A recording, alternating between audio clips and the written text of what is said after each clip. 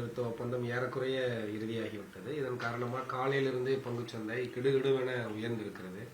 So இந்த பங்குச்சந்தை ஏற்றம் தொடர்ந்து இருக்குமா?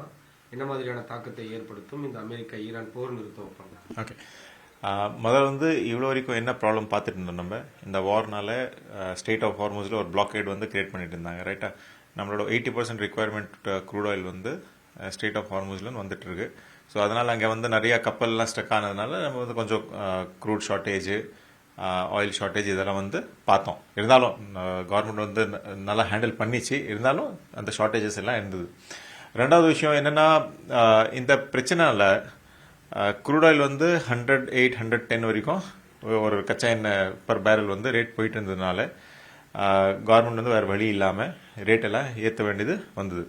ஸோ இந்தியா இதில் வந்து ஒரு டைரக்ட் காரணமோ டைரக்ட் பார்ட்டிசிபேஷன் இந்த வாரில் வந்து இல்லை. ஆனால் பக்கத்து வீட்டில் சொல்லுவாங்கல்ல, தீ பத்திச்சுன்னா நம்ம வீட்லேயும் வந்து அந்த ஹீட் வந்து கண்டிப்பாக ஃபீல் பண்ணுவோம். ஸோ அந்த பிரச்சனைனால நம்ம வந்து ப்ராப்ளம்ஸ் எல்லாம் ஃபேஸ் பண்ணிட்டு இருந்தோம்.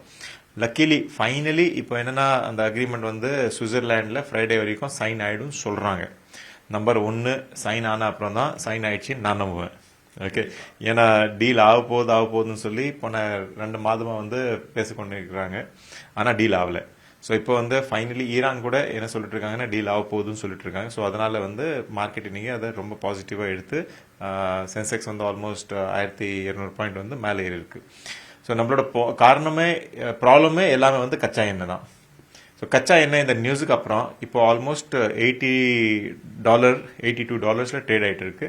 ஸோ 108, 110 பார்த்த டாலர் வந்து இன்னைக்கு $80 இருக்கு. ஒருவேளை ஃப்ரைடே வந்து இந்த டீல் வந்து சைன் ஆகுதுன்னா நம்ம வந்து டாலர் கூடி சீக்கிரம் திரும்பி அந்த $65, $70 போகிற சான்சஸ் வந்து இருக்கு.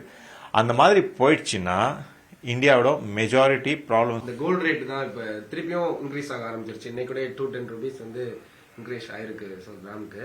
ஸோ தொடர்ந்து கோல்டு ரேட் இன்னமும் கூடுவதற்கு அதிகப்படியான வாய்ப்பு இருக்குமா, இல்லை இந்த போர் நிறுத்த ஒப்பந்தம் குறைவதற்கு சாதகமான ஒரு சூழ்நிலை ஏற்படுத்துமா? கோல்டு வந்து கொஞ்சம் அப்ரிஷியேட் ஆகிறதுக்கு சான்சஸ் இருக்கு. எதுக்குன்னு சொல்றேன். ஜென்ரலாக வந்து வார் மாதிரி சுச்சுவேஷன்ல வந்து கோல்டு மேலே போகணும்னு சொல்லுவாங்க. ரைட்டா, ஆனால் இந்த டைம் வந்து வார் போயிட்டு இருக்கு, கோல்டு கீழே வந்தது.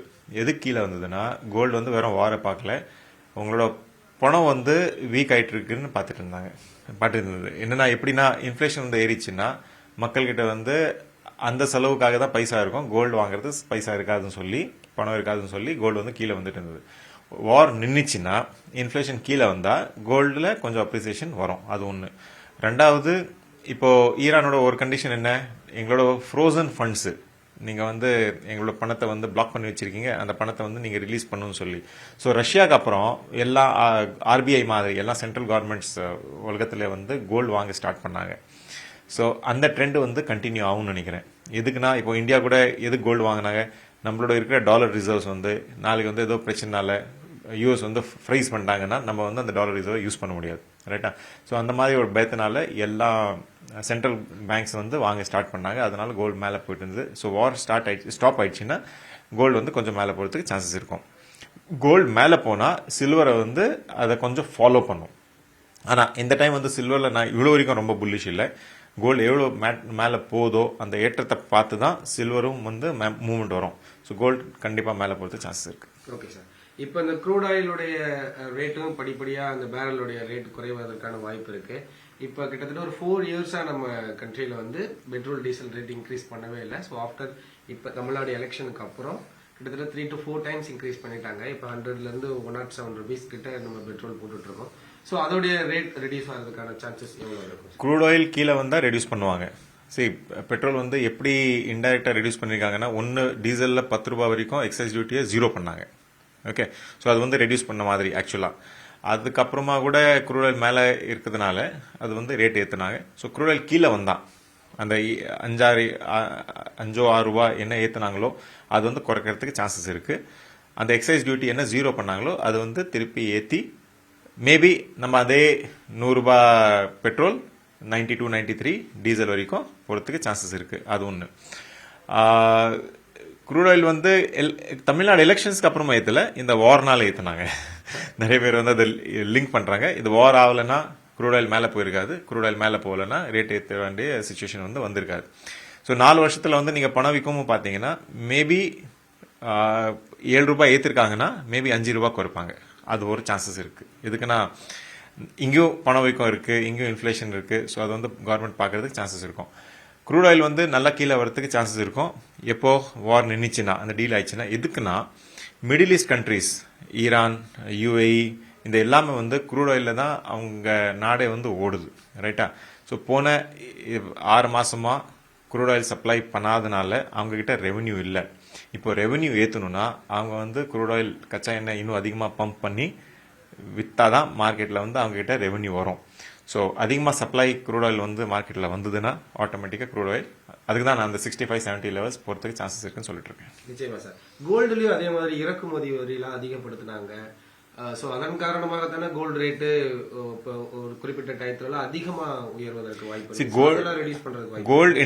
கோல்டு பிரைசஸ் வந்து நம்ம கண்ட்ரோல் இல்லை, எல்லாமே இன்டர்நேஷனல் ட்ரீவன் தான். எந்த கவர்மெண்ட்டும் கோல்டு ரேட் ஏற்ற முடியாது, இறக்க முடியாது. ஆனா இந்த டைம் வந்து எக்ஸைஸ் டியூட்டி ஏத்துனாங்க. எதுக்குன்னா ஒரு சைடு ருப்பி டெப்ரிஷியேட் ஆயிட்டு இருக்கு, ரைட்டா? முதல்ல வந்து சரி 90 ரூபாய் இருக்கும்போது நம்ம 90 ரூபாய் கொடுத்துட்டு இருந்தோம் ஒரு டாலருக்கு. இப்போ வந்து 95 வரைக்கும் கொடுத்துட்டு இருந்தோம்.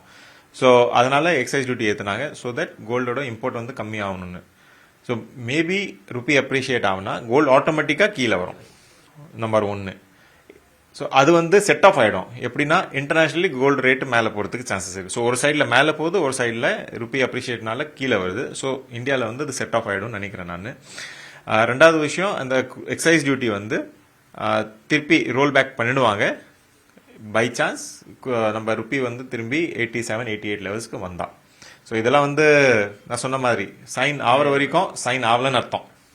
ஓகே, ஸோ ஃப்ரைடே அதுக்கப்புறமா வீக்கெண்டு. ஸோ அடுத்த வாரம் மார்க்கெட்டுக்கு வந்து ரொம்ப ரொம்ப இம்பார்ட்டன்ட் மார்க்கெட்டாக இருக்கும். தேங்க்யூ.